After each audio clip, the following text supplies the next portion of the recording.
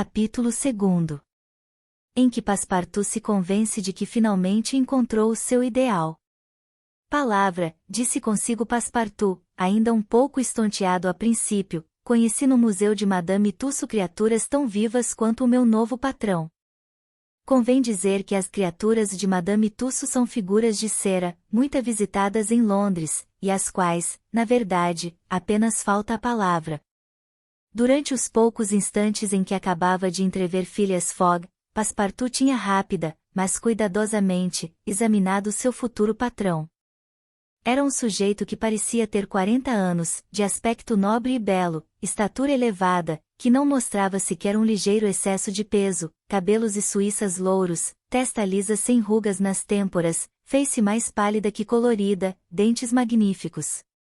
Parecia possuir no mais alto grau o que os fisionomistas chamam de o repouso na ação, faculdade comum a todos os que fazem mais obras que barulho. Calmo, fleumático, olhar límpido, pálpebra imóvel, era o tipo acabado desses ingleses de sangue frio que se encontram frequentemente no Reino Unido, e cuja atitude um pouco acadêmica, Angélica Kauffmann maravilhosamente reproduziu nas suas telas. Visto nos diversos atos de sua existência, este gentleman dava a ideia de um indivíduo bem equilibrado em todas as suas partes, muito refletido, tão perfeito como um cronômetro de Leroy ou de Archer. É que, efetivamente, Phileas Fogg era a exatidão personificada, o que se via claramente pela expressão dos seus pés e de suas mãos, porque no homem, assim como nos animais, os próprios membros são em si órgãos expressivos das paixões. Phileas Fogg era desses indivíduos, matematicamente exatos, que, jamais apressados e sempre prontos, são econômicos em seus passos e em seus movimentos.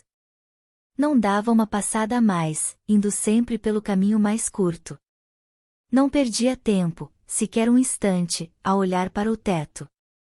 Não se permitia um gesto supérfluo. Ninguém nunca o tinha visto comovido ou perturbado. Era o homem menos apressado do mundo, mas chegava sempre a tempo. Compreender-se-á, portanto, a razão por que vivia só, e por assim dizer fora de toda relação social. Sabia que na vida é preciso ter em conta os atritos, e como os atritos atrasam, para os evitar, não entrava em contato com ninguém.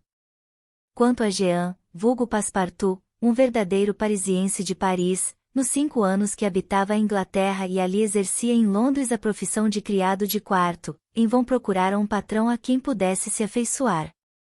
Passepartout não era um desses frontins ou mascarilhos que, impertigados, nariz ao vento, olhar firme, olho seco, não passam de impudentes velhacos. Não. Passepartout era um rapaz excelente, fisionomia amável, lábios um pouco salientes, sempre prontos para degustar ou para acariciar, um ser doce e serviçal, com uma dessas cabeças redondas que a gente gosta de ver sobre os ombros de um amigo. Tinha os olhos azuis, a cor do rosto animada, a figura suficientemente gorda para que pudesse ver seus joelhos, peito amplo, talhe forte, uma musculatura vigorosa e possuía uma força hercúlea que os exercícios da sua mocidade tinham desenvolvido muito. Seus cabelos castanhos eram um pouco revoltos. Se os escultores da antiguidade conheciam 18 maneiras de compor a cabeleira de Minerva, Passepartout só conhecia uma para arranjar a sua, 3 passadas de pente, e estava penteado. Dizer que o caráter expansivo deste rapaz haver-se-ia de harmonizar com o de Phileas Fogg, é coisa que a prudência mais elementar não permite dizer. Seria Passepartout, o criado funcionalmente exato que convinha a seu patrão? Só o tempo diria. Depois de ter tido, como se sabe, uma mocidade bastante vagabunda, aspirava ao repouso.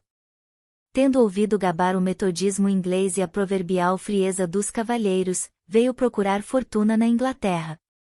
Mas, até então, a sorte lhe fora ingrata. Não pudera se enraizar em parte alguma. Servirá em 10 casas. Em todas, os patrões eram caprichosos, extravagantes, e gostavam, ou de correr aventuras, ou correr países, o que não poderia convir a Passepartout. Seu último patrão, o jovem Lord Longsferry, membro do Parlamento, depois de passar suas noites nos bordéis de Aymark, voltava com muita frequência para casa sobre os ombros dos policiais. Passepartout, que queria acima de tudo ter respeito por seu patrão, arriscou algumas respeitosas observações, que foram mal recebidas, e rompeu. Neste meio tempo soube que Phileas Fogg procurava um criado. Tirou informações a respeito deste cavalheiro. Um personagem cuja existência era tão regular, que não trasnoitava, que não viajava, que não se ausentava jamais, sequer um dia, certamente lhe conviria. Apresentou-se e foi admitido nas condições que sabemos. Passepartout, ao soarem 11h30, achava-se pois só na casa de Savile Row. Começou logo a inspeção. Percorreu-a do porão ao sótão. Esta casa limpa, arranjada, severa, puritana, bem organizada para o serviço doméstico, agradou-lhe. Produziu nele o efeito de uma bela casca de caracol, mas de uma casca iluminada e aquecida a gás, porque ali o hidrogênio carburado bastava para todas as necessidades de luz e de calor. Passepartout encontrou sem dificuldade, no segundo pavimento, o quarto que lhe fora destinado. Ele lhe convinha. Campainhas elétricas e tubos acústicos punham o quarto em comunicação com os apartamentos de baixo e do primeiro andar. Sobre a chaminé havia um relógio de pêndulo elétrico que estava acertado pelo do quarto de dormir de Phileas Fogg, e os dois aparelhos marcavam ao mesmo tempo, o mesmo segundo. Convém-me, disse consigo Passepartout. Reparou também, no seu quarto, em um cartaz colocado acima do relógio. Era o programa do serviço cotidiano. Compreendia, desde as 8 da manhã, hora regulamentar a que Phileas Fogg se levantava, até às 11h30, hora em que saía para ir almoçar no Reform Club, todos os detalhes do serviço, o chá e as torradas das 8h23, a água para a barba das 9h37, o penteado das 10h-20, etc. Depois, das 11h30 da manhã até a meia-noite, hora em que metodicamente o cavalheiro se deitava, tudo estava anotado, previsto, regulamentado. Passepartout encontrou grande satisfação em meditar este programa e em gravar os seus diversos artigos no espírito. Quanto ao guarda-roupa do patrão, estava ele bem fornecido e maravilhosamente disposto. Cada calça, casaco ou colete tinha um número de ordem reproduzido num registro de entradas e de saídas, indicando a data em que, segundo a estação, estas vestimentas deveriam ser por seu turno usadas. Mesma regulamentação para os sapatos. Em uma palavra, nesta casa de Savile Row, que deveria ter sido o templo da desordem na época do ilustre mas dissipado Sheridan, havia uma mobília confortável, anunciando um belo descanso. Nada de biblioteca, nada de livros, que seriam sem utilidade para Sr. Fogg, posto que o Reform Club colocava à sua disposição 2 bibliotecas, uma consagrada às letras, outra ao direito e à política. No quarto de dormir, um cofre-forte de tamanho médio, cuja construção o punha a salvo tanto de incêndio quanto de roubo.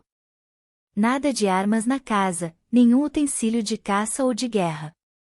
Tudo ali denunciava os hábitos mais pacíficos. Após ter examinado esta habitação em detalhes, Passepartout esfregou as mãos, o semblante dilatou-se-lhe e repetiu alegremente: Convém-me. É disso que gosto. Entender-nos-emos perfeitamente, Sr. Fogg e eu. Um homem caseiro e regular. Um verdadeiro robô. Ora, não me importa servir um robô. Fim do capítulo 2.